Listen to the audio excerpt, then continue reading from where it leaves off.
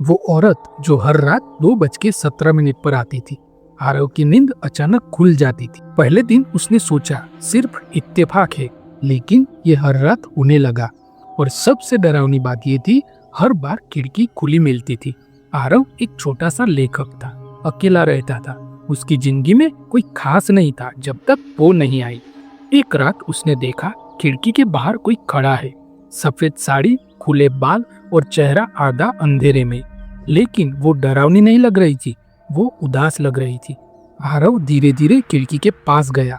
दिल जोर से धड़क रहा था। तुम कौन हो? उसने पूछा। वो औरत बस मुस्कुराई और बोली, तुम मुझे देख सकते हो। ये सुनते ही आरव के पैरों तले जमीन खिसक गई। अगली रात वही टाइम वही औरत। इस बार वो अंदर आ गई। मेरा नाम मीरा है, उसने धीरे से कहा। आरव को अजीब सा सुकून महसूस हुआ, जैसे वो उसे बहुत पहले से जानता हो। लेकिन सवाल अभी भी वही था, वो हर रात 2:17 पर ही क्यों आती थी? दिन बीतते गए।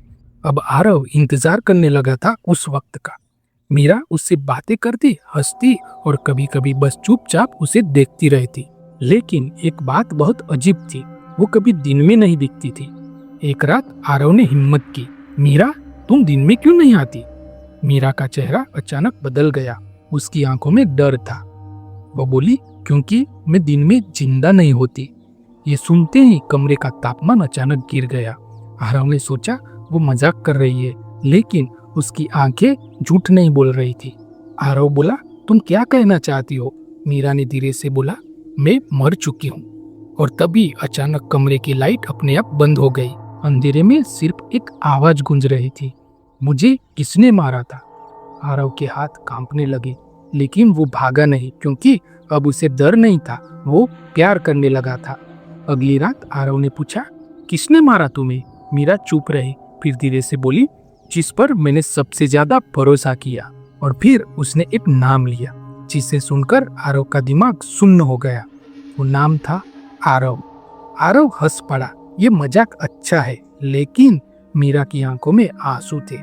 वो बोली, तुम पहले भी मुझे जानते थे। अब कहानी पलट चुकी थी। मीरा ने बताया, 2 साल पहले तुमने मुझसे प्यार किया, फिर एक रात मुझे यहाँ बुलाया। आरव को कुछ याद नहीं था, और फिर तुमने मुझे धक्का दे दिया। आरव के दिमाग में अचानक कुछ टूटने लगा, जैसे यादें लौट रही हो।